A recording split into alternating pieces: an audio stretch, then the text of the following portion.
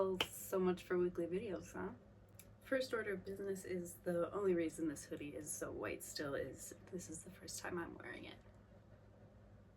Yeah. My plan though is this summer I really want to try out like dyeing, like creating my own natural dyes with the plants outside and stuff like that. So that's the plan.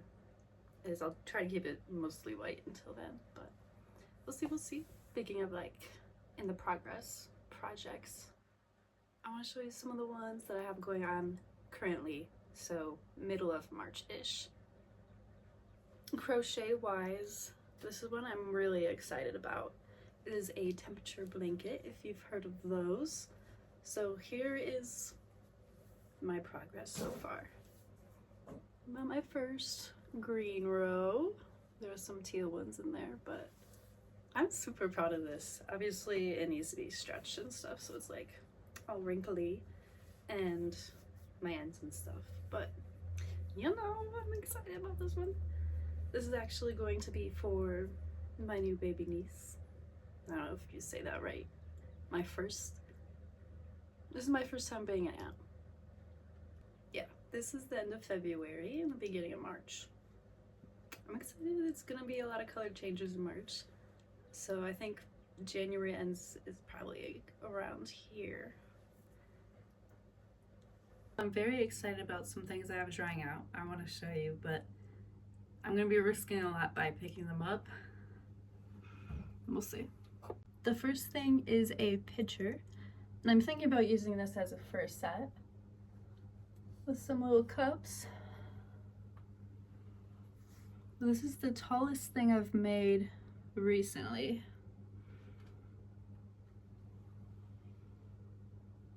Okay. We'll see. Hopefully she survives the drying process. So this big jar I'm super excited for. I have a little figure on top and she's holding a crochet hook. And it's so cute, but after, as long as if she survives, I'm gonna crochet like a little tiny scarf and have her coming down the pot. So let's see. Okay, this is her current status. We're almost at the leather hard stage, I would say. It's still pretty soft. I should not be picking it up like this. So this is the lid, and then this is not connected. I'm gonna cut right here, and then I'll trim accordingly. But this is the base, and then I wanted to just try to make sure I get the best fit with the lid, so I'm trying out this technique. The main thing about this video is talking about me, right? And like my creative journey, I guess you could say. So part of that is just the conversation about creativity altogether.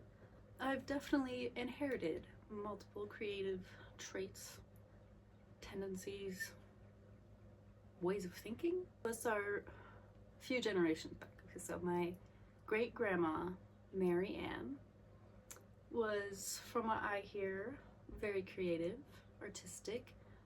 Okay, so everything I've learned about my family and ancestors has been through this book that I want to say my great aunt Anita, but very well could be like second or third cousin Anita.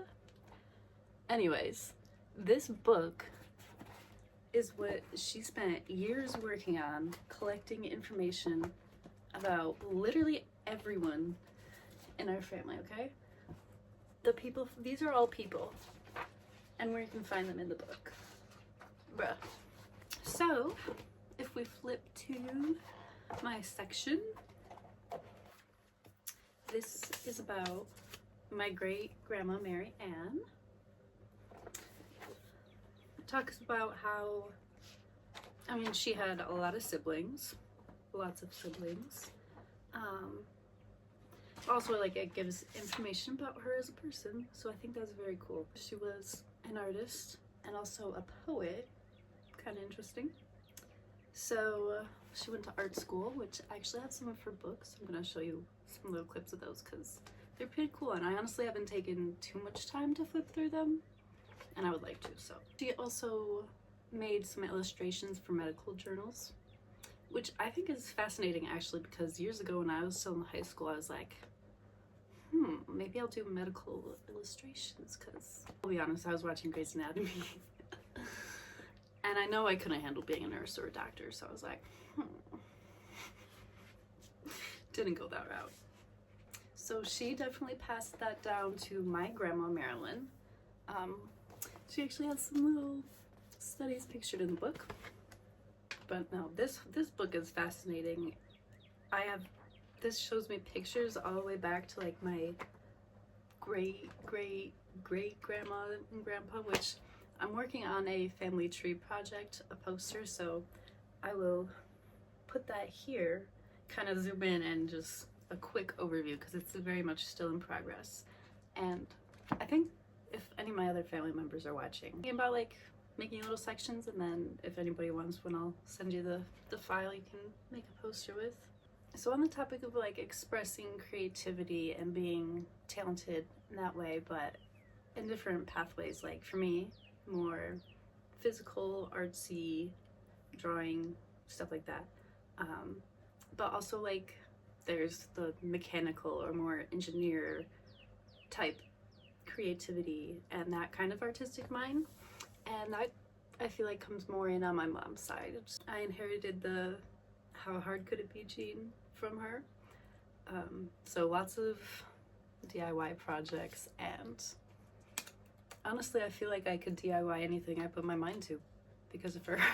My grandma Amy, we're actually collaborating together on a little something right now. She has a collection of knitwear stuff that she's been, I want to say, hoarding. I'm working on going through her collection of knitwear that she's had for the past however many years. You know, she deserves her own recognition too, and I think a lot of people will really like her stuff. It's very unique. A lot of it is like you can wear it multiple ways, which is very cool, functional, one of a kind. This is one that I stole for myself, this little scarf. In love with this scarf. It's so soft, the perfect green. There's lots more, so stay tuned.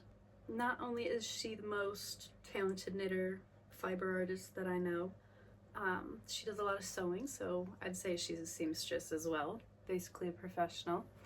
She dedicated much of her time over the years to helping my grandpa with his model train setup, which I'm absolutely going to show pictures of because I can't even describe it. It's this whole miniature world that sprawls across their whole basement, wall to wall. They have cutouts where you can walk in and around everything, and it's like landscapes, so many details everywhere.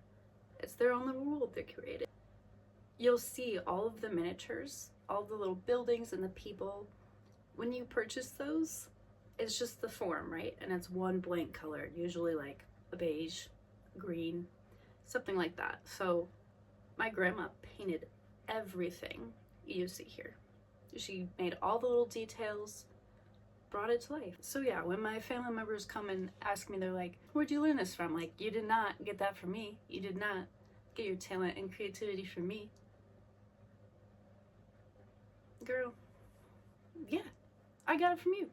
That's where it came from. Hello. I didn't just... Unfortunately, I had a Facebook account when I was like 9 years old. But fortunately, I uploaded a bunch of pictures from my sketchbooks at the time. You'll see. So, my creative and artistic journey, let's take it back. Let's walk it back. I'm going to show you a few very, very embarrassing early works of mine. They're hilarious, but it shows my work as a child. Some things that are just like my progression throughout the years that I've been working and learning as an artist. So this first thing I believe is from 4th grade.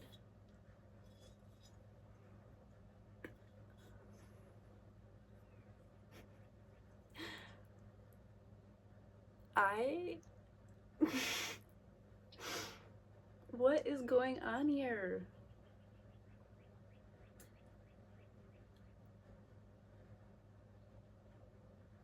I have no words. I have no words at all. I was going through a lot at the time. These next two are from high school, I believe. This one, honestly, I'm impressed with. This is a picture. It's heavy. And I used the coil building technique. I've never like used this as a picture. It's heavy. I'm wobbling. But honestly, I can't remember what the project was about. But it's a very interesting texture. And I also have this little box, which my family actually uses daily as our little coin jar. Honestly, I slayed this lid. I did. Broke and we had to re-glue it, but that's pretty freaking good. I owe much of my knowledge and my like passion to express my creativity and dive into that to honestly like the school system I was involved in, because I don't know how. My school's in the middle of nowhere, very rural at the time. I mean, it's definitely grown a lot since I've been out of school, but you wouldn't expect a place like that to have a good arts program. Elementary school, I had art class every year. Middle school, I had the option to do art class every year. And then in high school, same thing, but in high school there was multiple different art electives you could take. So I was able to take like the first little deep dive into many different categories or paths. I don't know what the right word is for that. I was able to deep dive a little bit into like drawing and painting, graphic design, a little bit of 3D stuff like clay, ceramics. I took a few dual enrollment classes through the local art college. So that was cool. It was a more advanced stuff. I would say like the transition to where I started taking art like a little more seriously was freshman year, I would say. I got a little bit more into the technical aspects of drawing, so I was able to start learning the basics of proportions, light, shadows, stuff like that. If you took AP Art in high school, you know that you choose a theme or whatever for your portfolio. And I wanted to do one showing my realism and my technique. So the first couple are more just honestly boring but technical drawings, and then I tried being a little more creative with the portraits, making them a little more fun. Now my style is completely different, but at the time this little collection shows just a small progression within a few weeks of taking an idea and how it transformed. Okay, so after high school, I went to college for like a year and a half. In that time, I switched my major literally like 4 times. So if you're a current high schooler, take a step back and honestly take a year off if you need to, because that was crazy. Honestly, my credits from my high school time did not transfer, so I had to retake some of the basic classes, drawing 1, 2D design, you know, which is fine because I got a lot more practice and a lot better understanding redoing that. So honestly, the knowledge I've learned from just studying basic forms and understanding light and how that interacts with objects, and then also like proportion, is the thing that's helped me the most throughout my time and has remained consistent through each media that I work with. Another thing that's really stuck with me is to work with your piece as a whole and not just focusing on one section at a time. Like, for me, I really get locked in when I'm working on something. So if I focus on such a small section of the work, I'll take a step back and I'll be like, what's happening, you know? So if you are working a little bit over here, a little bit over here, you can see how everything is coming together at once. And that's really helped me. So after my first year of college, I kind of was feeling that it was not the vibe for me, but I went and started my first semester again, and then ended up moving back home because it just was not right for me at the time. And I was able to experience living on my own with roommates, paying bills, working, just vibing, stuff like that. That's when COVID hit. And a little bit after that, I got back into making art again. I discovered this material called epoxy sculpt, which is like a magical air dry clay and is waterproof. That's the thing. So basically it comes in two parts, like epoxy or resin, but like solid in two parts. So you mix it together like a clay, and then you work with it. You could put it literally on the wall and it would stick, and then you wait 24 hours and it's dry. So I did a lot of things with that. It was my first time where I started to go out and sell at markets, and that was really cool. It was eye-opening. It was my first like taste of what it's like to interact with people who are interested in your art and want to know what you have to say, how you did it, stuff like that. And then I got discouraged, and I decided that I needed to do something that would make me money. So I went to cosmetology school. I spent a year of my life not making any money and going to school for 40 hours instead. Honestly, wouldn't recommend. But I made it through. I graduated and I was like, I need to at least try working at a salon, you know? So I did. I hated it, and I cried myself to work every day. And I tried going to work back at just a regular retail environment, and because of who I am, I can't. I literally cannot do that. I can't work a normal job. Now I'm just kind of coasting. I'm waiting for an opportunity that might present itself, and honestly, I was super depressed. When the job market is so bad, I decided to follow my dreams. That's how we are where we are. So yeah, I quit my retail job, and I'm spending literally all of my time trying to grow as a ceramicist and small business owner. I spend like half my day working on pottery and then half my day trying to chill out. But honestly, it ends up being, I'll do like mostly pottery, try to chill for a little bit, and then do like some computer work for stuff, or just go force myself to do more pottery. But lately I've been way better. I can feel that I'm done with the clay, then I'll stop, clean up, just chill out and crochet. I also love to play Animal Crossing. I am trying to allow myself to indulge in my hobbies as well, because honestly I'm working like 80-90 hours a week trying to make this happen for myself. So we'll see if it's worth it. It has been so far for my mental health, at least, even though I'm like, is this worth it? Like, am I wasting my time? Like, you know the vibes.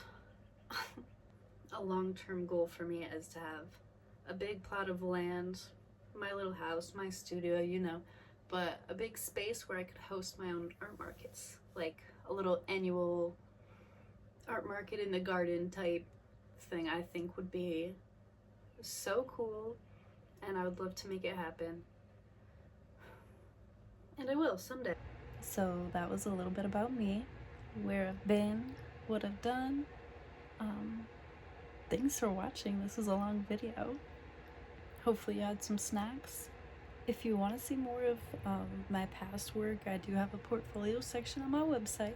Thanks for watching, and until next time.